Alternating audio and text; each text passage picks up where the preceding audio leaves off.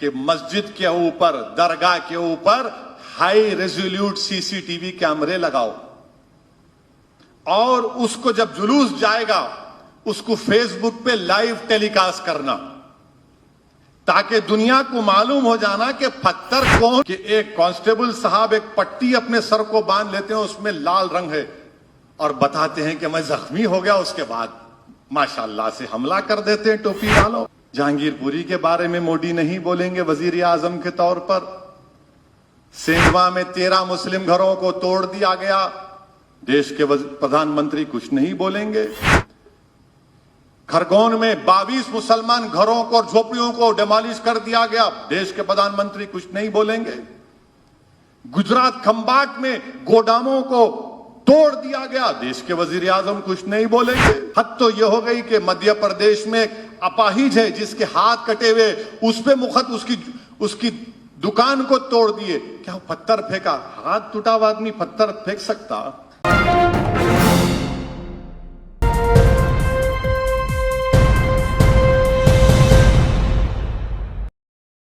मैं ये बताना चाहूंगा कि अब जिस किसी मजहब का जुलूस निकलेगा, चाहे वो मीलाद का जुलूस हो, गणेश का जुलूस हो, रामनवमी का जुलूस हो, हनुमान जयंती का जुलूस हो, जो प्रोसेशन निकलेगा, मेरी आप तमाम से गुजारिश है कि मस्जिद के ऊपर, दरगाह के ऊपर हाई रेजोल्यूट सीसीटीवी कैमरे लगाओ और उसको जब जुलूस जाएगा उसको फेसबुक पे लाइव टेलीकास्ट करना, ताकि दुनिया को मालूम हो जाना कि पत्थर कौन फेंका।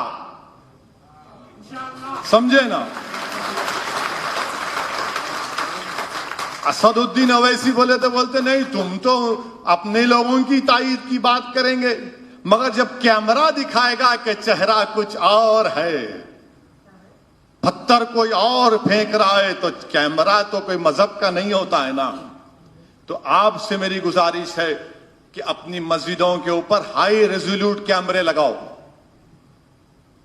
लगाओ ताकि चेहरा दिखना उन चोरों का, उन बदमाशों का, जालिमों का, जो पत्थर फेंक कर हिंदू और मुसलमानों में नफरत की फिजाओं में इजाफा कर रहे हैं और देश को बर्बाद कर रहे हैं। तो मेरी आपसे गुजारिश है कि मस्जिद के ऊपर, बल्कि मंदिर के ऊपर भी लगनी चाहिए, दरगाहों के पास हाई रेजोल्यूट कैमरा। और जहां पर मिक्स लोकेलिटियां हैं, जहां पर हमारे हिंदू भाई और मुसलमान भाई, दलित भाई रहते हैं, आप वहां पर भी लगाओ। क्योंकि महल्ले के लोग क्या बोलते कि कभी हम इन लोगों को नहीं देखे थे जो बाहर से आके ये गड़बड़ करके गए, तो इनका चेहरा भी महफूज होना चाहिए, इन चोरों का।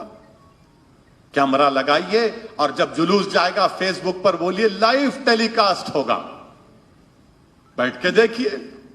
तो हजरत पुलिस, हुकूमत को जब भी पता चलेगा कि आप झूठे बच्चों के ऊपर झूठे केसेस डालकर उनको जेल नहीं भिजा सकते, आप ये काम हमको करना है। खुदा के लिए मेरी इस बात को समझिए आप। मैं 2014 से पुकार कर कह रहा हूं कि ये अंधेरी रात लंबी रहने वाली है, लंबी रहने वाली है। ये अंधेरी रात में अगर रोशनी, अगर आपको पैदा करना है, कोई आकर चिराग नहीं जलाएगा, कोई आकर मशाल नहीं जलाएगा और तुमको अंधेरी रात में रास्ता दिखाएगा। आपको अपना रास्ता तलाश करना है और मुझे यकीन है कि आप अपना रास्ता तलाश करेंगे। मुझे यकीन है नौजवानों के जो बाशऊर हैं, बासलाहियत हैं, बाअमल हैं और उनमें सोचने और समझने का सलीका है। मेरे अजीज दोस्तों और बुजुर्गों, इसका ख्याल रखिए। और फिर उसके बाद मैं जब कोरोना आया, पहली वेव और दूसरी वेव, तो कोरोना के वक्त मैं कह रहा था कि मोदी सरकार जिम्मेदार है, कोई यकीन नहीं करते थे। मैं पार्लियामेंट में खड़े होकर कहा कि 30 लाख लोग मरे हैं कोविड में, बल्कि WHO ने अब फिगर दिया है कि मुल्क में कोविड की पहली और दूसरी वेव में 40 लाख लोग मरे हैं। आप मेरे से पूछो, अगर मैं आपसे एक सवाल करूंगा, यहां पर जितने लोग बैठे हैं, आपके पड़ोस में अगर 4 घर हैं, उसमें से क्या हर घर में कोरोना की मौत नहीं हुई? कब्रस्ताना भर गए, शमशान घाट में जलाने के लिए गाड़ियां ठहरती थी, मगर देश के प्रधानमंत्री बोल रहे नहीं नहीं, 40 लाख नहीं, सिर्फ 4 लाख चिल्लर मरे। अच्छा, वो WHO का जो चीफ है वो अहमदाबाद में वजीर आजम नरेंद्र मोदी के बाजू बैठकर खूब मुस्कुराकर बात कर रहा था, मोदी जी भी मुस्कुरा रहे थे। उसके बाद रिपोर्ट ला ली, बोला कि 40 लाख लोग कोरोना में मरे। और मैं आज भी कह रहा हूं कि अगर नरेंद्र मोदी की हुकूमत पहले दूसरी वेव से 6-8 महीने पहले जैसा अमेरिका, जापान और बर्तानिया ने अपने अवाम के लिए वैक्सीन का ऑर्डर दिया, वैक्सीन का ऑर्डर ही नहीं दिए।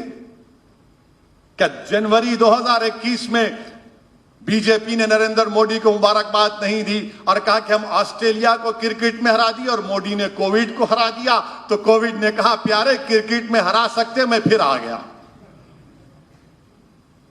मेरे अजीज दोस्तों और बुजुर्गों, ये बात।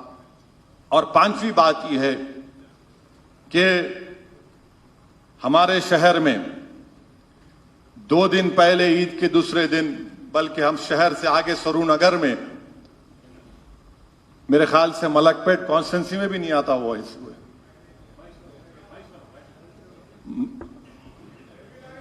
एलबी नगर में, एलबी नगर असेंबली कॉन्स्टिट्यूंसी में आता कोई बोल, मगर मीडिया के लोग क्या कर रहे हो इसी, हर आदमी शुरू हो गया, हम क्या तुम्हारे भाईजान दूल्हे भाई हैं? क्या ओवैसी क्या कर रहे, क्यों नहीं बोले ओवैसी अब तक? पूछो उनको क्या हो रहा है ये। मैं उनसे पूछ रहा हूं, मोदी नहीं बोलेंगे, आपके डैडी अब्बा नहीं बोलेंगे कुछ भी, जहांगीरपुरी के बारे में मोदी नहीं बोलेंगे वजीर आजम के तौर पर, सेंधवा में 13 मुस्लिम घरों को तोड़ दिया गया, देश के प्रधानमंत्री कुछ नहीं बोलेंगे। खरगोन में 22 मुसलमान घरों को और झोपड़ियों को डिमोलिश कर दिया गया, देश के प्रधानमंत्री कुछ नहीं बोलेंगे। गुजरात खंबाट में गोदामों को तोड़ दिया गया, देश के वजीर आजम कुछ नहीं बोलेंगे,